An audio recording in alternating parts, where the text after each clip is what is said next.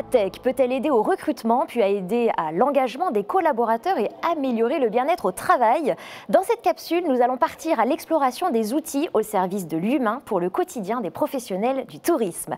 Nos invités vous donneront également les clés pour comprendre la génération Z. À mes côtés pour cette exploration, nous avons Léo Bernard. Bonjour Léo. Bonjour. Alors, Léo, tu es formateur en recrutement et en management, cofondateur de T-Shaped et créateur de contenu en recrutement, des contenus que vous retrouvez régulièrement sur LinkedIn ou via ton podcast Tam Tam. Tu viens tout juste d'intégrer le lab de Welcome to the Jungle pour produire des contenus qui nous éclairent sur le monde du travail actuel et futur. À mes côtés, Gladys Lejal. Bonjour Gladys. Bonjour à tous. Gladys, tu es chef de projet e-campus HRT France au sein du campus des métiers et des qualifications d'excellence, tourisme et innovation des Hauts-de-France. Un campus qui soutient l'entrepreneuriat, l'innovation, les transitions du secteur, la formation des jeunes et les événements touristiques de la région. Vaste programme. Oscar Méan. Bonjour. Bonjour Oscar, c'est notre empileur de Lego numérique. Il est l'un des fabricants qui sont en plein hackathon depuis ce matin pour concevoir des outils digitaux no-code en réponse à vos problématiques et des outils qu'on va tous pouvoir utiliser sans être des experts en web development. Ça, on apprécie beaucoup. D'ailleurs Oscar, tu as laissé le temps de cette table ronde tes petits camarades qui sont juste à côté en train de continuer le grand challenge hackathon no-code. Ça se passe bien? Oui, on est avec toute l'équipe arrivé ce matin. On s'est un peu réparti les tâches, on s'est bien listé les dernières tâches à faire par outil, ouais, par problématique. Okay. Là, on a avancé jusque midi. Certains outils sont déjà finis. Ok, bah super. Voilà, ça, c'est de l'efficacité. Hein. Et on a hâte. On a hâte. Alors, on ne va pas en dire beaucoup plus, mais on a rendez-vous tout à l'heure, justement, à 17h15, pour découvrir ces solutions. Donc, on fait un clin d'œil à toute l'équipe qui est à côté en train de poursuivre le challenge. Alors, on va parler des tendances du recrutement pour démarrer. Et Léo, on va commencer avec toi. Parmi tout ce qu'on entend, ce qu'on lit, s'il y avait 2 ou 3 grandes tendances à retenir dans le recrutement, ce serait quoi? Ta question est super compliquée parce que les tendances, il y en a plein. Et en même temps, justement, on est un peu perdu aussi. Oui, on est perdu. Et en même temps, il y a un truc qui est aussi bizarre, c'est que tous les ans, souvent, c'est les mêmes tendances. Tu vois, moi, depuis 7 ans que je fais du recrutement, souvent, on te dit ça sera ça ou ça ou ça, et ça se réalise pas vraiment.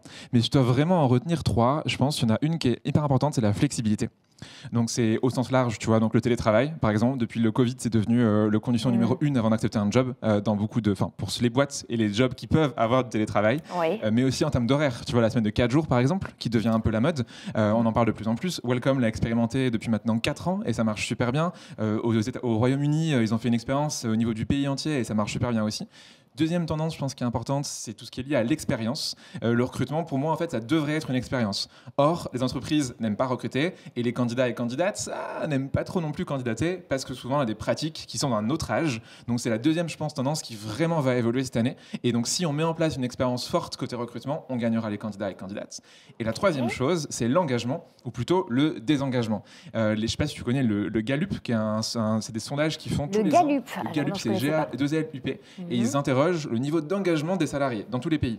Et en France, on est à seulement 6% des salariés qui sont engagés activement dans leur travail. T'imagines, ça veut dire que sur 20 personnes, il n'y en a qu'une seule qui est engagée dans une boîte. Ah, ça, c'est un vrai problème. Si on est une boîte de 20, on n'a qu'une personne engagée, c'est pas dingue. Et du coup, le désengagement, il est de plus en plus fort. Et donc, une boîte qui arrivera à engager ses salariés, à proposer de la flexibilité et une vraie expérience, elle gagnera tout. Est-ce qu'on a un vrai gap avec la nouvelle génération dans toutes ces tendances-là? On remarque une vraie rupture avec la génération qui arrive? Alors tu me lances sur un sujet fétiche, on pourrait en parler je pense pendant des heures. Moi je pense qu'il n'y a pas de différence entre les générations. La seule différence qu'il y a entre les générations, c'est la capacité à adopter la nouveauté. En gros aujourd'hui, tout le monde veut du télétravail, tout le monde veut la flexibilité, tout le monde veut être bien payé, tout le monde veut du sens, tout le monde veut l'environnement, etc., etc., etc. Il n'y a pas vraiment de différence générationnelle, c'est plus que plus tu es jeune aujourd'hui, plus tu vas être rapide dans ton adoption de ce qui se passe au niveau global. Donc moi, je ne crois pas forcément à une grosse différence générationnelle. Il faut comprendre en effet la manière dont va fonctionner les personnes les plus jeunes, mais ce n'est pas lié à une génération, c'est lié à l'âge. Et si tu prenais des boomers et que tu les mettais aujourd'hui à l'âge de la génération Z, je pense qu'ils feraient la même chose. Ok. Alors, tu nous as cité 3 grandes tendances parmi tout ce qu'on peut lire sur les réseaux. Tu as parlé notamment de l'expérience de recrutement. Quelle action est-ce qu'on peut adopter dès maintenant pour s'adapter à cette volonté d'avoir une véritable expérience au recrutement? Ouais, il y en a plein et si je devais résumer, je pense que c'est traiter ces candidats comme des clients. C'est très simple quand tu y penses, mais tu te dis, la personne que j'ai en face, elle est au moins aussi importante qu'un client que j'aurai en face de moi. Et c'est un peu le paradoxe, tu vois, c'est que les salariés, ça reste nos clients internes. Et c'est eux qui ensuite vont amener des clients externes. Et donc tout le chiffre d'affaires d'une entreprise est lié aux salariés. Pour autant, on ne leur propose pas ça dès l'entretien. Donc tu vois, l'expérience que tu peux amener, c'est déjà être à l'heure, par exemple. Tu vois, à tout entretien, ça paraît tout bête, hein, mais le nombre de boîtes qui ne sont pas à l'heure aux entretiens, respecter les personnes en répondant à tout le monde. Quand tu candidates, quand tu postules, tu aimes bien avoir une réponse. Ah oui. Souvent, c'est pas forcément le cas. Donc du coup, avoir une réponse, se dire pourquoi, comment, et s'il y en a pas, si ça marche pas, qu'est-ce qui fait que ça marche pas. Et tu as vraiment aussi ce côté, tu vois, d'authenticité. En entretien, souvent, c'est très policé. On va te poser des questions un peu bidons comme le présentez-vous, c'est quoi vos qualités et vos défauts, et quel est votre animal totem. Tu vois, toutes ces anciennes pratiques qui fonctionnent plus du tout aujourd'hui. Bah pour moi, c'est ça en fait. L'authenticité, elle est absente dans beaucoup d'entretiens de recrutement. Et donc, si tu remets ça au cœur et que tu te dis, ok, mon client, c'est mon candidat, comment je peux tout tourner autour de cette cible-là. Là, du coup, tu gagnes le cœur des candidats et candidates et tu te différencies d'une boîte concurrente qui, elle, du coup, ferait pas ça. Cette cible-là, et puis tout simplement sortir des questions préconçues qu'on a et juste se dire, moi, quelle est ma recherche pour ce poste-là, pour mon entreprise, pour les collaborateurs qui travaillent avec moi, de qui est-ce qu'on a besoin, donc d'avoir une approche beaucoup plus personnalisée. Exactement. Alors Gladys, on va parler avec toi de l'évolution de l'approche dans le recrutement, que ce soit sur le lien entre la formation et le monde de l'entreprise, ou bien les façons de s'adresser aux jeunes, les choses évoluent beaucoup.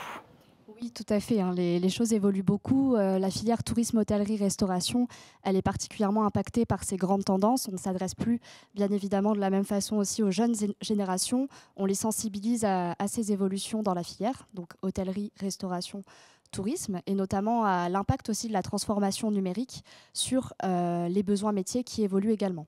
Voilà, donc c'est aussi le sens de la mission du campus des métiers et des qualifications tourisme et innovation de la région Hauts-de-France, c'est de sensibiliser à ces évolutions et d'accompagner en fait les apprenants à une montée en compétences autour de cette fameuse transformation numérique. Donc effectivement, les professionnels aujourd'hui recherchent des personnes capables justement de s'adapter à la transformation numérique, des personnes compétentes. Et c'est notre objectif, voilà, c'est le sens de la mission du campus. Donc pour résumer rapidement notre domaine d'intervention, on regroupe des formations du CAP au Bac+5. Donc on travaille avec les lycées professionnels, avec les universités également. Et donc on s'adresse à un réseau très large d'apprenants, donc 15 000 apprenants, 3 000 apprentis. Et l'objectif, c'est qu'on puisse travailler aux côtés des professionnels et des équipes pédagogiques, justement, pour accompagner les jeunes aussi à ces grandes tendances. Donc, on les accompagne à la création de projets, au montage aussi de projets innovants, à la création d'événements aussi innovants. Et en parallèle, on les accueille dans ce qu'on appelle des espaces d'innovation partagés. Donc, on a un espace d'innovation partagé qui est basé au Touquet. On a aussi d'autres espaces d'innovation partagés dans d'autres lycées professionnels. C'est quoi exactement un espace d'innovation partagée ? Voilà, donc j'en arrivais là. En fait, c'est des espaces où on accède, en fait, on permet aux apprenants d'accéder à des ressources de diverses et variées. Donc ça peut être des équipements informatiques où les apprenants vont en fait se former en ligne.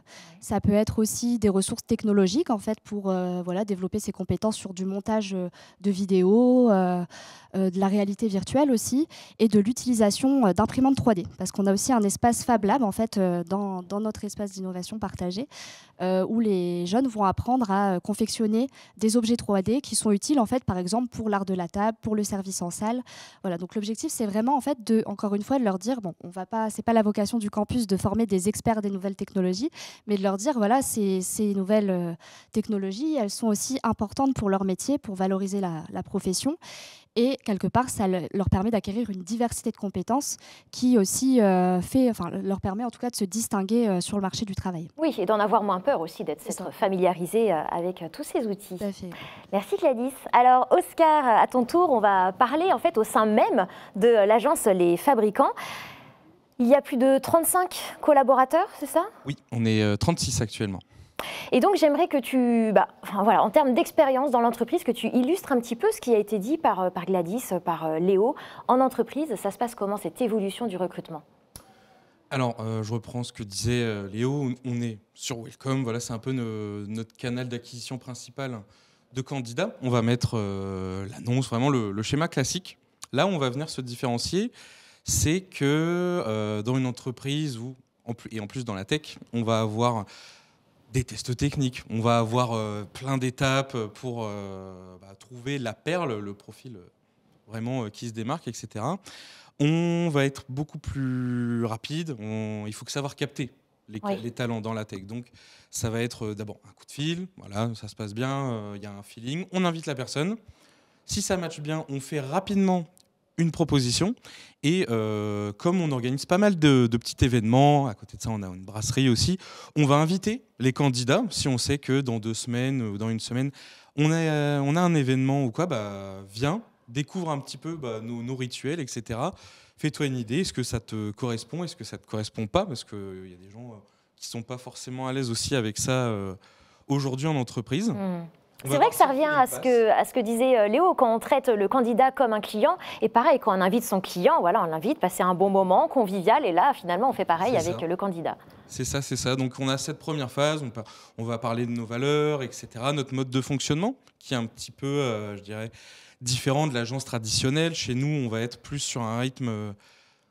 on va demander de bosser 30 heures par semaine, mais des heures bien faites. Des heures dont on est fier, qu'on peut défendre. Et voilà, après tout le package qui va bien, qu'on peut avoir dans plein d'autres entreprises, mais voilà, avoir 30 heures bien faites, qu'on va, nous, derrière, on facture à l'heure. Donc forcément, ça fait sens. Et comment dire ? Et on parlait aussi de la diversité des profils, qui va être important. Ok, c'est une boîte de développement digital, mais tu nous disais aussi en préparation cette diversité des profils aujourd'hui qui va être recherchée. Oui. Alors, au niveau des profils, dans l'agence, entre guillemets, web classique, on va retrouver les développeurs qui sont à côté en train de s'acharner sur les outils. La partie design qui va faire plutôt le côté front. Voilà. Ouais. On a plusieurs métiers. Et là où on va dans la tech d'une façon plus générale, c'est, je ne veux pas dire se faire voler les talents, mais on va dire que des développeurs, c'est sans cesse chasser. Donc il faut qu'on soit vraiment convaincant, qu'on propose des choses où les gens vont rester. Donc à notre sens, ce qui va faire la différence entre un salaire, etc., c'est plus la quête de sens. C'est quelque chose qu'on entend beaucoup aujourd'hui, donner du sens, avoir des belles valeurs. Nous, on va venir justement donner du sens à chaque heure que les gens vont faire, et ils vont pas le matin se lever en disant bon, je vais travailler, bon, ça va être cool, mais plutôt un travail bien fait, un travail qui a du sens aussi pour nos clients, et voilà, tout ce petit mélange, ça fait que on a une équipe très soudée. Oui. Là, on est venu, il y avait un peu le côté challenge, mais aussi le côté on sort de notre zone de confort. Aussi, on n'est pas que des développeurs, etc. On se met à la place de nos clients. Oui, et puis c'est de proposer... je vous coupe, mais c'est vraiment comprendre le métier de notre client, c'est, je dirais, entre 30 et 40% de la prestation. C'est bien comprendre le métier. Ensuite, on développe ce qu'il faut et pas juste vous proposer un truc énorme. C'est pour ça aussi. Et quand tu dis comprendre le client, etc., on voit aussi que le recrutement, il va se faire sur les compétences techniques nécessaires, mais aussi sur la capacité. On est sur une approche de compétences personnelles aussi au-delà, la compréhension du client. Ça, on va être beaucoup plus attentif aussi à aller voir plus loin que ce qu'il y a d'écrit sur le diplôme. La prise d'initiative, c'est un peu comme si on était chez le client, quoi. Qu'est-ce qu'on aurait envie, en tant que client, de recevoir la petite surprise, quoi.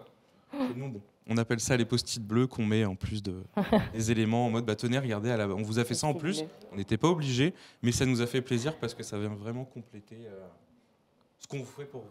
Alors, on va parler maintenant de la place et du potentiel de la technologie dans le recrutement.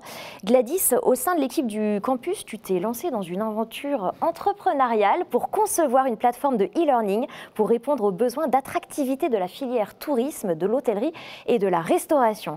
Alors, comment est-ce que cette plateforme digitale va participer à rendre attractive l'offre de métiers ? Alors tout d'abord, la formation en fait est un vrai levier d'attractivité justement des métiers, puisque l'objectif c'est de s'adresser déjà aux jeunes qui sont en formation actuellement et de les donner envie, de les fidéliser aussi pour justement rejoindre ces beaux métiers de la filière, mais aussi à ceux qui ne sont pas encore en formation, de leur donner envie de rejoindre ces formations. Et donc la plateforme quelque part que nous développons en fait, elle agit aussi en ce sens. Donc c'est un projet pour le moment expérimental qui s'intitule effectivement donc e-campus HRT France, donc HRT pour hôtellerie, restauration, tourisme. Et l'objectif de cette plateforme, en fait, c'est de permettre aux apprenants de se former en ligne au savoir-être et savoir-faire qui sont aujourd'hui recherchés par les professionnels. Donc sur tout ce qui concerne, par exemple, les tendances un petit peu sociétales, environnementales, les compétences aussi interculturelles, qui sont importantes aussi dans les métiers. Et au-delà de ça, en fait, ces compétences, elles seront répertoriées sur la plateforme, donc les compétences en fait acquises par les apprenants, le suivi de ces formations, et elles seront rendues visibles auprès des professionnels de la filière qui auront également un accès à cette plateforme, voilà, pour aussi avoir une meilleure visibilité en fait des talents et des compétences qu'ils recherchent aujourd'hui. Et donc, en fait, pour cela, on s'appuie sur le site d'offres d'emploi international qui s'appelle OSCO et sur l'éditeur de formation en hôtellerie, restauration, tourisme qui s'appelle BPI Édition pour justement travailler sur cette association compétences, formation, métier. Voilà. Et en fait, au-delà de simples modules de formation en ligne, l'objectif, c'est de contribuer à l'hybridation de ces formations, c'est-à-dire de permettre aussi aux équipes pédagogiques, aux formateurs, d'avoir les clés en main aussi pour scénariser leurs cours, utiliser des outils à la fois en digital et en présentiel, parce que c'est vraiment une complémentarité pour justement former aussi les apprenants de la filière. Et puis on souhaite aller plus loin aussi, travailler avec le réseau French Tech pour pouvoir justement aussi faire usage des nouvelles technologies, travailler sur le geste professionnel, l'idée d'expérimentation aussi du geste, d'entraînement, c'est aussi ce à quoi contribue le digital et c'est très intéressant. Et puis la logique aussi d'immersion professionnelle, de donner envie aussi, encore une fois, c'est toujours une question d'envie, aux apprenants de rejoindre ces métiers, d'avoir aussi une meilleure idée de ce que sont les métiers aujourd'hui, en fait. Très bien. Léo, je voudrais te demander justement, pour terminer sur cette partie recrutement, on a encore pas mal de sujets à voir, quelles sont les solutions que tu conseilles aux professionnels du tourisme de mettre en œuvre dès maintenant pour renforcer leur attractivité et puis peut-être au contraire celles qui ne sont plus forcément opportunes aujourd'hui et sur lesquelles il ne faut plus forcément consacrer de temps et d'argent? Pas mal de choses là-dessus. Je dirais avant toute chose, c'est de tenter des trucs.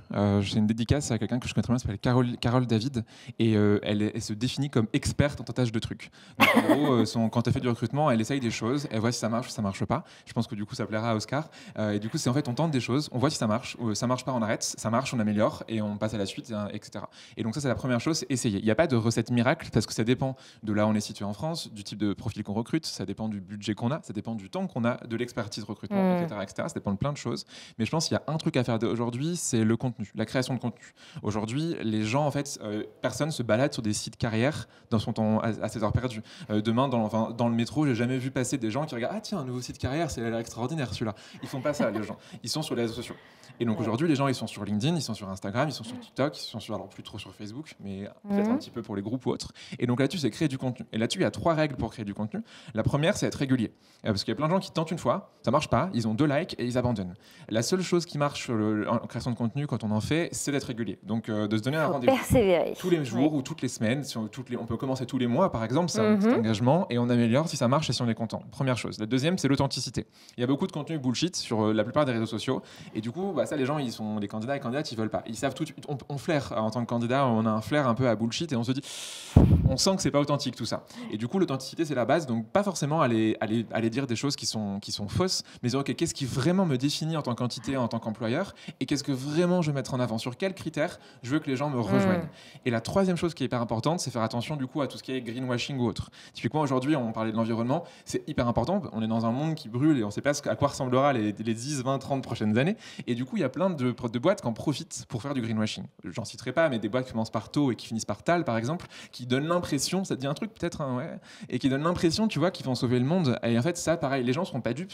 Et le greenwashing aujourd'hui, de toute façon, ça marche plus sur les réseaux sociaux. Les gens se font incendier dès qu'ils essayent d'en faire, en disant que l'aviation, par exemple, va être un secteur d'avenir parce qu'il y a l'aviation verte. Du coup, les gens vont tout de suite, ça n'existe pas, etc., etc. Donc, faire attention à ce qu'on fait. On peut faire des efforts, mais ne pas dire qu'on est une boîte écolo quand on est une boîte, par exemple, qui fait de l'aéronautique. En gros, de toute façon, les candidats aujourd'hui, ils sont ultra informés, donc on ne peut plus leur dire n'importe quoi. Donc, il faut de l'authenticité. Et du coup, authenticité et régularité, c'est vraiment, tu vois, les deux choses. Et tu fais ça en créant du contenu régulier. Et ça peut être du contenu audio, vidéo, texte. Aujourd'hui, on peut tout faire sur toutes les plateformes. Et juste, faut essayer. D'où le tentage de trucs. Le tentage de trucs, très bien. On a parlé du recrutement, on va passer maintenant aux tendances du monde du travail. Une fois que le collaborateur est dans votre entreprise, comment le fidéliser, comment le faire vivre une meilleure expérience au travail au quotidien. Léo, on poursuit donc avec ces fameuses grandes tendances à venir. Parmi tout ce qu'on nous dit, quelle sera la réalité dans 10 ans ? Sors ta boule de cristal. J'adorerais le savoir, je suis assez curieux. Je pense, en vrai, je dirais il y a deux éléments de réponse. Le premier, c'est par rapport au modèle économique. Enfin, là, on voit que le monde dans lequel on vit, qui est le monde capitalisme, il est peut-être de temps en temps un peu tapé. Et il y a un impact, moi, que dans 10 ans, je suis curieux de voir, c'est là l'inflation. En fait, c'est très récent et c'est aujourd'hui. Mais en fait, il y a plein de gens aujourd'hui, leur délire, c'est pas une quête de sens, c'est avoir un salaire en fin de mois qui paye mes factures. Et donc, je pense qu'aujourd'hui, une entreprise qui aurait tout gagné, c'est OK, on te paye 100% de ta mutuelle, on te paye ta voiture, on te donne des cartes d'essence, on te paye ta garde d'enfant, on te paye ton ménage, etc., etc. Je pense que là, et dans 10 ans, je pense que ce sera encore le cas où vraiment l'employeur sera presque dans la famille et vraiment aura un rôle pour payer plein de choses. Et si le modèle actuel continue comme ça, je pense que ça sera une première chose. Et la deuxième, c'est l'environnement. Dans 10 ans, je pense que toutes les boîtes feront, d'une manière ou d'une autre, seront engagées pour un changement, parce que c'est pas possible autrement. Si on le fait pas, si dans 10 ans, les boîtes y sont pas, c'est qu'on a raté un truc.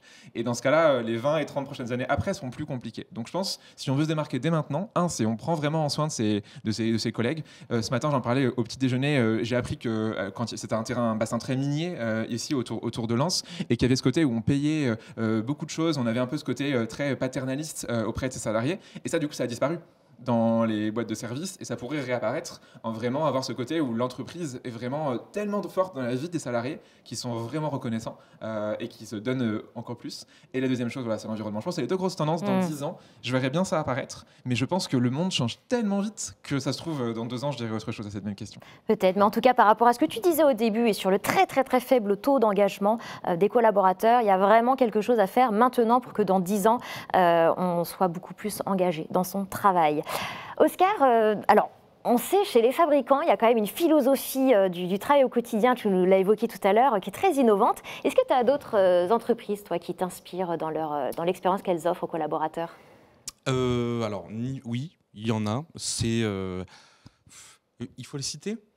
Ouais, je ne sais pas si... Bon. C'est plus du type tu peux le faire, ou tu peux contourner. Mais il n'y a pas de censure, t'inquiète pas. Non, mais ça va plutôt être les entreprises qui, comme l'a dit Léo, ont fait la confiance accordée aux salariés, son autonomie aussi. Ça, bon, après, tout ce qui est télétravail, c'est un peu revenu. Donc c'est revenu par la force des choses et par le Covid. Mais voilà, des entreprises qui vont faire confiance, qui vont donner des responsabilités de l'initiative et permettre aux gens de s'exprimer aussi, parce qu'aujourd'hui, on peut travailler, on peut produire une matière, un contenu, etc. Si les gens peuvent donner de leur personne pour faire des choses avec leurs pattes, je pense qu'on fait déjà un grand step. C'est-à-dire qu'aujourd'hui, on peut, je pense à des gros annonceurs où c'est comme ça, c'est carré. On ne fait pas autrement que des petites structures un peu plus agiles, un peu moins strictes, entre guillemets, vont permettre à la personne de donner vraiment sa patte et faire en sorte que la personne s'épanouisse dans son travail. Alors là, on parle évidemment d'un exemple avec les fabricants, une agence de création digitale. Exactement, les fabricants représentés merveilleusement par Oscar. On ne peut pas passer à côté de ceux qui nous regardent, et notamment parmi ceux qui nous regardent, il y a des professionnels de restaurants, des gérants de restaurants, d'hôtels. Là, cette liberté, cette prise d'initiative, etc., c'est beaucoup plus compliqué. Il y a des process hyper stricts pour la logistique, pour le bon fonctionnement d'un restaurant ou d'un hôtel. On ne peut pas non plus avoir cette liberté d'action. C'est très très différent. Comment aujourd'hui est-ce qu'on peut agir là-dessus ? On sait que le secteur est dans une grande difficulté face au recrutement et à l'engagement de ses collaborateurs. Quelle solution on peut trouver, d'après vous ? Je te laisse y aller. C'est vrai qu'on parle beaucoup, quand on parle de télétravail, souvent on parle à des populations cadres qui en effet peuvent travailler de chez eux. Et tous les métiers qui sont sur le terrain, donc hôtellerie, restauration, c'est important. Là en ce moment on a un client qui est dans la banque et ils ont une problématique auprès des personnes qui sont en banque, les personnels d'agence qui du coup ne peuvent pas faire le télétravail, ils sont là pour accueillir des personnes. Et donc eux ils ont trouvé, ils ont fait un gros travail et on nous accompagne là-dessus sur qu'est-ce qui vraiment va différencier, c'est quoi l'expérience aujourd'hui quand tu es un personnel en banque. Et du coup on a travaillé sur leur valeur à eux et qu'est-ce qui fait qu'ils sont contents temps, tous les jours, d'aller accompagner des gens en physique, en vrai. On perd des fois ce côté un peu réel, justement, en faisant des événements uniquement qui sont à distanciel et des gens qui se voient que par Zoom.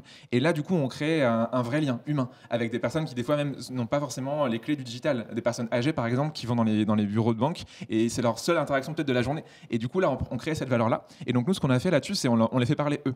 Parce que du coup, un truc qui est important, c'est que quand une entreprise parle d'elle sur les réseaux sociaux, en fait, on n'y croit pas. J'en parlais tout à l'heure, on a un peu ce côté bullshit. Il faut savoir qu'un contenu qui est créé par quelqu'un qui est salarié, ça a 10 fois plus d'impact que si c'est l'entreprise qui parle.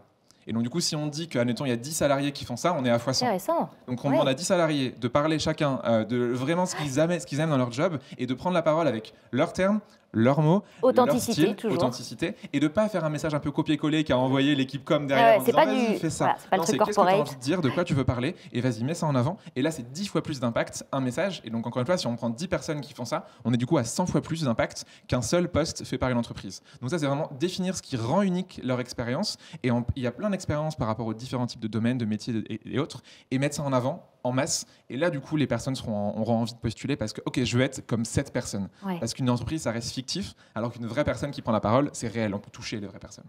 Exactement. Gladys, de ton côté, si on parle de la tech au service de l'engagement, du management, du bien-être des collaborateurs, qu'est-ce que tu pourrais nous en dire, toi, par rapport à toutes ces expérimentations et ces formations et tout cet écosystème que vous accompagnez au sein du campus? Effectivement, je pense que la formation, ça peut être un beau levier aussi de motivation, quelque part, parce qu'on se challenge aussi en équipe. Ça peut être, c'est quelque chose d'intéressant aussi. On apprend à se connaître aussi par la formation. Donc, il y a beaucoup de serious games qui existent, qui ont été développés. Je pense aussi au serious game, bien sûr, qui a été développé sur le territoire. Tourist Mania, en partenariat entre le campus, autour du Louvre-Lens et l'entreprise aussi Gaming Society, les différents opérateurs de compétences. Et en fait, c'est un outil intéressant parce que ça permet aussi aux professionnels en fait, de se former par le jeu, d'apprendre aussi de son patrimoine, parce que quelque part, c'est une richesse aussi qui évolue au fil du temps. Et en même temps, c'est aussi partager de l'expertise en fait, entre collaborateurs. Donc pour moi, c'est un bel outil aussi d'engagement, d'être aussi à l'écoute de l'évolution aussi des besoins de formation de ces collaborateurs. C'est quelque chose d'important. Tu as parlé de Tourist Mania, juste en quelques mots, c'est quoi? Oui, alors Tourist Mania, en fait, c'est un serious game qui permet de développer la posture d'accueil, en fait, aux professionnels de se former à la posture d'accueil. Donc le serious game, en fait, en quelque sorte, c'est issu bien sûr des jeux vidéo, ça. mais en fait, c'est pour apprendre. C'est le jeu, mais pour vraiment venir se former et apprendre. C'est pour ça qu'on dit le serious game. C'est ça. Et en fait, dans serious game, vous êtes confronté à différents visiteurs qui viennent sur le jeu, qui ont des besoins différents. Et l'objectif, en fait, c'est que le professionnel puisse utiliser l'application pour répondre à ces différents besoins, s'adapter. Et donc, c'est assez intéressant parce qu'en fonction du besoin du visiteur, on ne va pas l'orienter sur les mêmes lieux, selon ses appétences, etc. Donc, c'est ça qui est selon ses intérêts, en fait. C'est ça qui est intéressant. Et après, autre outil, je pense, intéressant aussi pour l'engagement du collaborateur, et d'ailleurs qui est de plus en plus utilisé par les managers, c'est les plateformes communautaires. En fait, on en utilise une, notamment nous pour le projet e-campus HRT France, pour pouvoir en fait permettre aux professionnels, aux équipes pédagogiques d'interagir, mais voilà, pas forcément avec les personnes qu'elles connaissent. C'est-à-dire, le digital a cette valeur ajoutée qu'il permet aussi de créer des connexions avec des personnes du monde entier. Donc, à mon sens, ça ouvre aussi la voie à une forme de management agile, où en fait, on va pouvoir échanger, ça permet de contribuer à l'innovation aussi, de développer des projets collaboratifs, et je pense que c'est booster aussi quelque part d'une dynamique dans les entreprises, et puis c'est motivant aussi pour les collaborateurs en fait, de travailler avec différentes personnes. Très bien, toujours l'esprit de ce collectif. On va aller voir du côté du chat si les participants nous ont envoyé des questions pour vous trois. Alors, on démarre avec les questions qui vous sont posées. Alors, une première question qui va être pour Oscar. Est-ce que les employés sont plus investis qu'avant avec ces nouvelles démarches? Alors, moi, je suis arrivé il y a moins d'un an et je n'ai connu que des gens hyper motivés. Pour le coup, c'est assez bluffant. D'une façon plus générale, si je pense à d'autres expériences que j'ai pu avoir, et notamment pour rebondir à ce qu'on disait tout à l'heure sur le secteur tourisme-restauration, Oui. je pense à Florent Laden, qui est pour le coup un restaurateur qui réussit vraiment tous les trucs qu'il lance. Il y en a à Lille, il y en a bientôt à Dunkerque. Les gens se battent pour travailler chez lui parce que c'est une personne qui, dans la restauration, est venue mettre un petit peu des avantages comme la semaine de 4 jours. je ne vais pas dire qu'il y a un culte de la personnalité, mais c'est des beaux établissements. Là-bas, les gens sont souriants. On sent qu'ils aiment vraiment l'établissement qu'ils défendent. Voilà, il a insufflé, donc c'est Florent Laden. Florent Laden, voilà. Insufflé cette très belle énergie. Juste pour la petite parenthèse, tourisme, restauration, ça me restait en tête. Je me disais, mais c'est bien justement qu'on ait des exemples. Je pourrais dire, parce que c'est pas trop mon cœur de métier, mais voilà, dans cet ordre-là. Et juste pour revenir sur l'engagement salarié, et je crois qu'on vient en parler après, c'est mettre des bons outils, mettre des objectifs aussi en phase plutôt avec le salarié et pas peut-être juste la masse salariale aussi. Oui. On va venir telle typologie de métier, telle personnalité dans son entreprise, on va lui dire toi, qu'est-ce qui t'anime pour l'année prochaine? Fais-nous tes objectifs, sur quoi tu as envie d'être objectivé, et pas juste, cette année, on veut que tu nous fasses 50 posts sur les réseaux sociaux, que tu nous fasses X heures réussies, tant de projets, blablabla, mais partir dans l'autre sens. Ouais, s'intéresser vraiment à la personne, et là aussi, c'est la façon de la responsabiliser, c'est vraiment elle qui va choisir aussi ses objectifs, qui va se les fixer. Bien sûr. Bien sûr. On a une prochaine question qui s'adresse à Gladys. Vous parlez de nouvelles démarches de recrutement. Est-ce que les formations s'adaptent aussi aux nouvelles attentes du marché ? Oui, alors très bonne question. Effectivement, alors en fait l'objectif là des formations, alors je pense notamment à la formation hybride pour le coup, c'est à la fois de sensibiliser justement à ces évolutions et cet impact qu'a la nouvelle technologie, le numérique sur les métiers. Donc par exemple, on va former là dans le cadre de la plateforme e-campus HRT France à l'usage d'un logiciel de réservation qui s'appelle Guest Online. Et en fait, l'objectif, c'est de montrer en quoi le numérique a une valeur ajoutée aussi pour aller capter et fidéliser, pourquoi pas des collaborateurs, mais aussi pour optimiser en fait le service dans le restaurant. Donc c'est assez intéressant, notamment en ce qui concerne le taux de remplissage, par exemple. Ouais. Et en parallèle, en fait, de cet outil digital, de ces innovations, en fait, l'objectif, c'est aussi d'enrichir la formation sur aujourd'hui quelles sont quelque part dans le service les nouvelles attentes de la clientèle. Donc en même temps, on forme aussi à ces évolutions. Voilà, c'est pas qu'à l'usage d'une nouvelle technologie, mais c'est derrière de penser toujours réflexion des apprenants sur ces nouvelles attentes des clients et sur quels vont être leurs métiers demain. Parce que quelque part, ça évolue vite. Et l'objectif, c'est aussi de les faire réfléchir à plus tard, justement, comment ils vont aussi s'adapter dans leur profession. Et puis, ce type de nouvelles technologies, elles sont peut-être aujourd'hui déjà utilisées par les professionnels. Et peut-être que ça les aide aussi, quelque part, déjà à monter en compétence sur leur futur emploi. Parfait. Merci, on va découvrir la prochaine question. Alors de nouveau pour Oscar, comment ça se passe en interne pour travailler votre marque employeur ? Comment ça se travaille une marque employeur ? Alors, je refais la marque employeur dans ma tête. On va dire que, je vais prendre notre exemple, pour le coup, chez les fabricants, on est animé par ce qu'on appelle l'économie de la fonctionnalité et de la coopération. Voilà, on a un modèle économique qui est basé là-dessus. C'est-à-dire que je vous ai parlé de 30 heures travaillées. Oui. Ces 30 heures, on peut, quand on bosse sur un projet client, on peut très bien passer un coup de fil qui dure 30 minutes, mais ce coup de fil, il a une valeur énorme parce que, ça s'est passé pour l'organisation du salon, on a rassuré, on a coordonné et sécurisé des échanges de données, par exemple, mais ça, si on ne le met pas et que notre client en face, il ne sait pas qu'il y a eu ce coup de fil. Il va se dire, voilà, j'ai un montant sur mon devis, mais on ne vient pas révéler la valeur. Nous, sur les 30 heures, on vient tout noter. On est hyper transparent sur tout ce que tout le monde fait en fin de mois pour chaque devis de client, etc. Et voilà, on vient révéler la valeur de chaque action, on redonnait du sens, voilà. Et ce qui se passe aussi, c'est qu'on vient surtout coopérer avant de contractualiser. Le fait qu'il n'y ait pas de contrat avec nos clients nous oblige à être hyper transparent, hyper rigoureux, les heures dont on est fier. Voilà, on en revient. Et voilà, c'est la confiance et une relation dans le temps. D'accord. Donc pour la marque employeur, vraiment en interne, c'est de venir valoriser tout ce qui a été fait par les collaborateurs, qui sont bien souvent des tâches dont on n'a pas conscience. On va venir justement les mettre en lumière, les valoriser et montrer, voilà, ça, ok, c'était un coup de fil, personne n'a trop su, ça a duré tant de temps, on ne sait pas trop ce qu'il a fait, mais en fait, ça a amené à ce résultat-là. Donc c'est vraiment de venir valoriser des tâches qui sont d'habitude laissées un peu... Le train-train, enfin voilà, on développe une nouvelle fonctionnalité, on vient ne serait-ce que s'occuper de la relation entre l'éditeur du logiciel qu'on utilise pour notre client sa mise à jour, etc. Parce que des logiciels, ça se met à jour. Il y a plein de choses qu'on ne voit pas si on n'est pas derrière en train de le faire.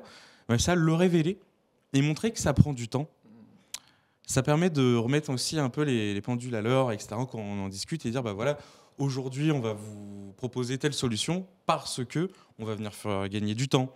Il faut le mettre à jour souvent, donc arrêter d'employer ça, etc. Je pourrais citer plein d'exemples, mais vraiment Ouais, toujours dans cette idée de valoriser le travail qui a été, le travail de qui a chacun. été fait. Oscar, il a fait 1 heure de design, il a fait 1 heure de développement pour en arriver à tel résultat. Ça permet aussi aux clients de se rendre compte que ce qu'ils nous demandent, en tant que nous, on est plutôt une entreprise qui va venir shaper des solutions numériques, c'est se rendre compte que la nouvelle page que vous avez demandée, elle a pris 6 heures de travail, alors que on ne se rend pas compte qu'une page, une finalité, ça prend autant de temps. Mais c'est sûr, surtout dans le digital, plus on approche la tech et plus on a l'impression qu'il suffit aux humains de cliquer sur un bouton et que tout le monde se fait, alors que non, c'est tout un travail derrière de conception, de réflexion, etc. Si je peux rajouter un truc sur ce que vient de dire Oscar, je pense qu'aussi un piège dans lequel on tombe quand on parle de marque employeur, c'est que en fait, la marque employeur, ça n'existe pas. Il y a plein de marques employeurs différentes. J'en cite au moins 4. Il y a la marque employeur dynamique, donc c'est les réseaux sociaux dont on parlait, donc c'est la marque employeur qui bouge tous les jours, toutes les semaines, tous les mois. La marque employeur statique, ça va être par exemple le site carrière. Là, pour le coup, c'est vraiment les valeurs qu'on va donner. Là, en théorie, elles ne changent pas trop. Ouais. Ça, du coup, ces deux-là, en théorie, elles sont OK pour tout le monde. Tu en as une troisième, c'est la marque employeur cachée. Là, typiquement, c'est tout ce qui se passe, mais qu'on ne met pas en avant. Par exemple, je postule, je reçois un message accusé de réception. Ouais. Ça, on ne regarde jamais ce que c'est, à quoi ça ressemble. C'est la marque employeur cachée. Si du coup, c'est envoyé par un no reply at quelque chose, on ne peut pas répondre et qu'on répond à un robot, c'est pas agréable. Donc, les petites choses du quotidien dont on ne se rend pas compte. Et la quatrième, c'est la marque employeur personnelle. Donc, ce qu'on a dit tout à l'heure, c'est quand les personnes, les salariés, parlent de leur marque employeur. Donc, il y a au moins 4 niveaux de marque employeur et il faut travailler les 4 pour que ce soit efficace. Très bien. Alors, une prochaine question qui s'adresse à toi, Léo. Vous dites que demain, les employeurs seront amenés à payer la nounou, les cartes essence. Mais du coup, où se situe la limite employé-employeur? Et comment préserver sa vie privée de sa vie professionnelle? Très bonne question, très pertinente. Je dirais, en fait, alors déjà, c'est pas forcément quelque chose que j'incite à faire de manière obligatoire. C'est notamment lié à l'inflation en ce moment où ça n'est pas important. Et c'est des gestes tout bêtes, mais qui du coup, en termes de signal, on envoie aux salariés, ok, je te paye ça, et du coup, tu n'as plus besoin de te soucier de tes choses-là. Et la santé, c'est tellement important. Il y a des gens aujourd'hui qui se soignent pas forcément parce qu'ils n'ont pas forcément l'argent de le faire. Si on prend une bonne mutuelle, qu'on la met à 100%, en fait, on enlève cette charge mentale de la tête des gens. Et ça, du coup, pour moi, c'est important. Et en revanche, il n'y a pas forcément de problème de limite employé-employeur tant qu'on ne demande rien en retour. L'employeur, s'il veut payer tout ça à l'employé, sans demander, alors par contre, tu travailles 60 heures par semaine, c'est ça le deal, c'est que je te paye la mutuelle, et non, si on fait ça, là, ça marche plus. Ouais. Mais si c'est juste du donnant, sans du coup donnant en retour, qu'on ne demande rien à la place, il n'y a pas forcément ce problème de différence vie pro, vie perso, parce qu'on n'a aucune attente vis-à-vis des salariés. Donc pour moi, on donne beaucoup en tant qu'employeur, c'est ce qu'on devrait faire, donner sans recevoir. Un peu comme quand alors je ne suis pas parent, mais quand on est parent et qu'on donne des enfants, en théorie, on ne devrait rien demander à nos enfants. On les met au monde, on les éduque, ils font leur vie, et on leur demande rien en retour. Je dis bien en théorie. Donc du coup, si l'employeur est amené à... C'est compliqué quand même de poser cette limite, parce que forcément que si l'employeur va aider à la vie quotidienne, donc à la vie personnelle, comment est-ce que, en tant qu'employeur, je peux me sentir aussi quand même à ma place et pas redevable plus que ça? Il y a quand même une relation qui se crée, qui est un petit peu ambiguë. Alors là-dessus, tu as deux choses. La première, si c'est juste financé, c'est OK dans l'absolu. Tu vas juste tu donnes par exemple, tu vas payer une plateforme pour faire de la garde à domicile ou du ménage ou autre. Tu en as plein qui existent et qui sont très bien. Du coup, tu vas payer pour ça. Là, du coup, c'est juste de l'argent. Donc, c'est un échange, c'est du monétaire. Je te donne ça en cadeau. En revanche, si par exemple, l'employeur, je sais pas, choisit par exemple la personne pour aller garder à domicile, choisit la personne pour aller faire le ménage, t'impose d'aller vivre dans tel endroit où là, ça devient un peu compliqué. Ou je sais pas, te met un GPS sur sa voiture ou dans ton téléphone pour t'assurer que t'as pas d'accident, par exemple. Là, on vient sur quelque chose de dérangeant. Mais là, c'est pas du tout le problème. Vraiment, le point, c'est moi, je te paye ça, je te mets ça en place, en plus de ton salaire, qui en théorie va être bien plus important que ce qui sera à côté si on veut convaincre. Je te donne ces avantages en plus. Donc, c'est davantage en nature, au maximum, que tu vas rajouter. Et sur le risque, en fait, pour moi, j'ai une vision là-dessus assez biaisée, mais je pense qu'on ne devrait pas avoir ce problème de frontière employeur-employé si et seulement si on a une vision un peu plus moderne du travail. Moi, j'ai commencé ma première expérience, c'était dans une boîte où tout le monde se connaissait. On était en lien direct avec le fondateur de l'entreprise. Et du coup, il n'y avait pas ce problème parce parce que en fait, on est des êtres humains, on interagit entre êtres humains et c'est pas bizarre. Moi, ce que je trouve bizarre, c'est du coup des boîtes, par exemple, où tout le monde dans l'entreprise se vouvoie. On se connaît depuis genre 10 ans et on va faire comme si on se connaissait pas. Il y a un peu ce mythe de la personnalité avec les dirigeants et dirigeantes qui sont inaccessibles dans leur bureau au fond. Si on est sur une boîte qui est plus ouverte et qui a un modèle de management beaucoup plus plat en termes de hiérarchie, il y a plus de problèmes parce qu'en fait, on a une relation humaine à humaine et il y a plus cette invention un petit peu qu'est l'entreprise, cette personne morale qui vient rendre les choses bizarres. Merci beaucoup, on arrive à la fin du temps imparti pour cette table ronde. Merci, on a annoncé beaucoup de thématiques clés dans ce rapport au recrutement, au management. On a parlé de l'importance de la formation, de l'importance de la responsabilisation, l'importance de ce management au quotidien. Merci infiniment à tous les trois. Merci Gladys Lejal à mes côtés, Léo Bernard et Oscar Néant pour toutes ces clés de la tech au service du recrutement, du management dans les métiers du tourisme.